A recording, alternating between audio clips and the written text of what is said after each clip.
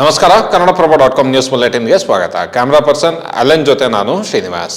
ಇಂದಿನ ಪ್ರಮುಖ ಸುದ್ದಿಗಳು. ಮೈಕ್ರೋ ಫೈನಾನ್ಸ್ಗಳ ಅಟಾಟೋಪಗಳಿಗೆ ಕಡಿವಾಣ ಹಾಕಲು ಹೊಸ ಕಾನೂನು ಜಾರಿಗೆ ತರಲು ತೀರ್ಮಾನಿಸಿರುವ ರಾಜ್ಯ ಸರ್ಕಾರ ಸುಗ್ರೀವಾಜ್ಞೆಯ ಕರಡನ್ನು ಸಿಎಂಗೆ ಕಳುಹಿಸಿದೆ.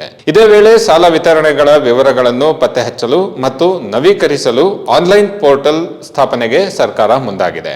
ಈ ನಿಟ್ಟಿನಲ್ಲಿ ಕಾನೂನು ಸಚಿವ ಎಚ್.ಕೆ. ಪಾಟೀಲ್ ಹಾಗೂ ಕಂದಾಯ ಸಚಿವ ಕೃಷ್ಣ ಬೈರೇಗೌಡ ಅಧಿಕಾರಿಗಳೊಂದಿಗೆ ಸಭೆ ನಡೆಸಿದ್ದು, ಆನ್ಲೈನ್ ಪೋರ್ಟಲ್ ಮಾಡಿ ಯಾರಿಗೆ ಎಷ್ಟು ಸಾಲ ನೀಡಲಾಗಿದೆ ಎಂಬ ಮಾಹಿತಿ ಅಪ್ಡೇಟ್ ಮಾಡಬೇಕು.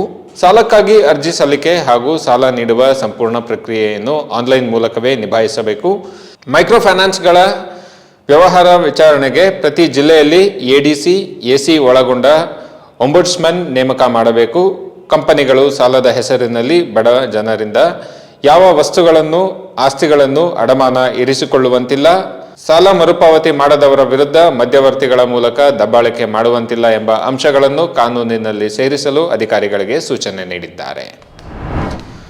ಹಲವು ವರ್ಷಗಳ ಹಿಂದೆ ನಾಪತ್ತೆಯಾಗಿದ್ದ ಕುಂದಾಪುರ ತಾಲೂಕಿನ ತೊಂಬಟ್ಟುವಿನ ನಕ್ಸಲ್ ಲಕ್ಷ್ಮಿ ಉಡುಪಿ ಜಿಲ್ಲಾ ಪೊಲೀಸ್ ಅಧೀಕ್ಷಕ ಕಚೇರಿಯಲ್ಲಿ ಇಂದು ಶರಣಾದರು. ಶರಣಾಗತಿ ಮತ್ತು ಪುನರ್ವಸತಿ ಸಮಿತಿಯ ಸದಸ್ಯ ಶ್ರೀಪಾಲ್ ಜೊತೆ ನಕ್ಸಲ್ ಲಕ್ಷ್ಮಿ ಪೊಲೀಸ್ ಕಚೇರಿಗೆ ಆಗಮಿಸಿ ಕಾನೂನು ಪ್ರಕ್ರಿಯೆ ಪೂರ್ಣಗೊಳಿಸಿದ್ದಾರೆ.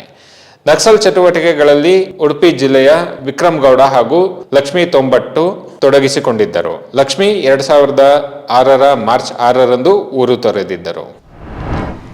ದ್ವಿಚಕ್ರ ವಾಹನದಿಂದ ಕೆಳಗೆ ಬಿದ್ದ ಮಹಿಳೆ ಮೇಲೆ ಬಿಎಂಟಿಸಿ ಬಸ್ ಹರಿದು ಆಕೆ ಮೃತಪಟ್ಟಿರುವ ಘಟನೆ ಬೆಂಗಳೂರಿನ ನಾಯಂಡಹಳ್ಳಿ ಬಳಿ ನಡೆದಿದೆ. ಕಾಮಾಕ್ಷಿ ಪಾಳ್ಯದ ನಿವಾಸಿ ಸರೋಜಾ ಮೃತ ದುರ್ದೈವಿ. ಜ್ಞಾನಭಾರತಿಯಲ್ಲಿ ಮದುವೆ ಮುಗಿಸಿಕೊಂಡು ಸಹೋದರನ ಜೊತೆ ದ್ವಿಚಕ್ರ ವಾಹನದಲ್ಲಿ ಆಕೆ ತೆರಳುತ್ತಿದ್ದರು.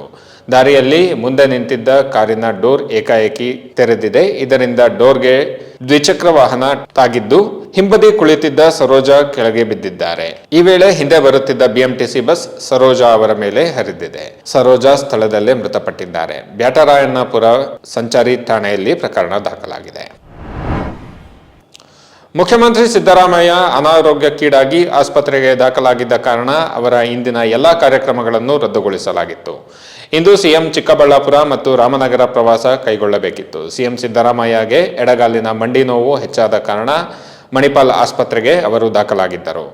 ಸಿದ್ದರಾಮಯ್ಯ ಈ ಹಿಂದೆ ಲೆಗಮೆಂಟ್ ಶಸ್ತ್ರಚಿಕಿತ್ಸೆಗೆ ಒಳಗಾಗಿದ್ದರು. ಅದೇ ಜಾಗದಲ್ಲಿ ಮತ್ತೆ ನೋವು ಕಾಣಿಸಿಕೊಂಡ ಹಿನ್ನೆಲೆಯಲ್ಲಿ ಡಾಕ್ಟರ್ ಸತ್ಯನಾರಾಯಣ ತಪಾಸಣೆ ನಡೆಸಿದ್ದು 2 ದಿನ ವಿಶ್ರಾಂತಿ ಪಡೆಯುವಂತೆ ಸೂಚಿಸಿ ಡಿಸ್ಚಾರ್ಜ್ ಮಾಡಿದ್ದಾರೆ. ತಮ್ಮ ಮೇಲಿನ ರಾಜಕೀಯ ಹಗೆತನದಿಂದ ಕರ್ನಾಟಕದ ಪ್ರತಿಷ್ಠಿತ ಕೈಗಾರಿಕೆ ಹಲವು ಜನರಿಗೆ ಉದ್ಯೋಗ ಕಲ್ಪಿಸಿದ್ದ ಕುದುರೆಮುಖ ಕಬ್ಬಿಣ ಅದಿರು ಸಂಸ್ಥೆಯ ಮಂಗಳೂರು ಕಾರ್ಖಾನೆಯನ್ನು ಮುಚ್ಚಲು ರಾಜ್ಯ ಕಾಂಗ್ರೆಸ್ ಸರ್ಕಾರ ಷಡ್ಯಂತ್ರ ನಡೆಸಿದೆ ಎಂದು ಕೇಂದ್ರ ಸಚಿವ ಎಚ್.ಡಿ. ಕುಮಾರಸ್ವಾಮಿ ಗಂಭೀರ ಆರೋಪ ಮಾಡಿದ್ದಾರೆ. ಚನ್ನರಾಯಪಟ್ಟಣದಲ್ಲಿ ಮಾಧ್ಯಮಗಳ ಜೊತೆ ಮಾತನಾಡಿದ ಅವರು, ನಾನು ಕೇಂದ್ರ ಮಂತ್ರಿಯಾಗಿ 7 ತಿಂಗಳಾಯಿತು. ನನ್ನ 2 ಇಲಾಖೆಗಳ ಎಲ್ಲ ಕಾರ್ಖಾನೆ ಕಂಪನಿಗಳಿಗೆ ಭೇಟಿ ನೀಡಿದ್ದೇನೆ. ನನ್ನ ಮನವಿಗಳನ್ನು ಪ್ರಧಾನಿ ಮೋದಿ ಅವರು ದೊಡ್ಡ ಮನಸ್ಸಿನಿಂದ ಪುರಸ್ಕರಿಸಿದ್ದಾರೆ. ಆದರೆ ಕರ್ನಾಟಕಕ್ಕೆ ಇಂತಹದ್ದು ಬೇಕು ಎಂದು ರಾಜ್ಯದಿಂದ ಯಾರೊಬ್ಬರೂ ನನ್ನ ಮುಂದೆ ಬಂದು ಚರ್ಚೆ ಮಾಡಿಲ್ಲ ಎಂದು ಅಸಮಾಧಾನ ವ್ಯಕ್ತಪಡಿಸಿದ್ದಾರೆ. ಸಚಿವನಾಗಿ ಅಧಿಕಾರ ವಹಿಸಿಕೊಂಡ ನಂತರ ಮೊದಲ ಸಹಿ ಹಾಕಿದ್ದೆ. ಕುದುರೆಮುಖ ಕಬ್ಬಿಣ ಅದಿರು ಸಂಸ್ಥೆ ಉಳಿಸುವ ಕಡತಕ್ಕೆ 2011ರಲ್ಲಿ ಸಿದ್ದರಾಮಯ್ಯ ಅವರ ಸರ್ಕಾರವೇ ಒಪ್ಪಿಗೆ ನೀಡಿದ್ದ ಸಂಡೂರಿನ ದೇವದಾರಿ ಗಣಿ ಯೋಜನೆ ಅನುಷ್ಠಾನಕ್ಕೆ ಹಣಕಾಸು ನೆರವು ಪಡೆಯಲು ಅನುಮತಿ ಕೊಡುವ ಬಗ್ಗೆ ಹಣಕಾಸು ಸಚಿವಾಲಯಕ್ಕೆ ಶಿಫಾರಸು ಮಾಡಿದ್ದೆ. ಆದರೆ ರಾಜಕೀಯ ಹಗೆತನಕ್ಕೆ, ನನ್ನ ಒಳ್ಳೆಯ ಪ್ರಯತ್ನಕ್ಕೆ ವ್ಯವಸ್ಥಿತವಾಗಿ ಅಡ್ಡಿಪಡಿಸಿದರು ಎಂದು ಕುಮಾರಸ್ವಾಮಿ ಆರೋಪಿಸಿದ್ದಾರೆ. ಇವು ಇಂದಿನ ಪ್ರಮುಖ ಸುದ್ದಿಗಳು. ವಿವರವಾದ ಸುದ್ದಿಗಳಿಗಾಗಿ ಕನ್ನಡಪ್ರಭ.com ನೋಡಿ. ನಮಸ್ಕಾರ.